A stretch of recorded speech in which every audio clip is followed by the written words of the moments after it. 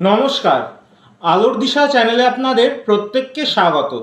আজকে শ্রী অরিজি আপনাদেরকে বলবো যে তার আমার যে দ্বিতীয় পার্ট আপনারা নিশ্চয়ই শুনতে চান যে কি বলতে চাইছি আমি।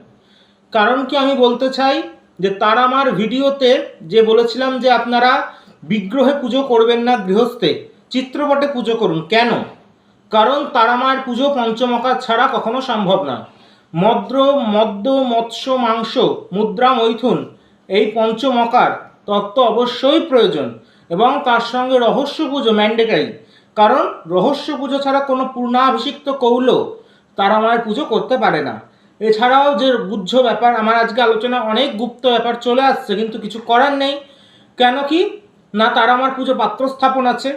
পাত্র স্থাপন কোন দিক থেকে কোন দিকে হবে, সে কি কালীকুলের, সেটা কি শ্রীকুলের, নাকি সে কোন কুলের, সেইটা অবশ্যই জানা আবশ্যক।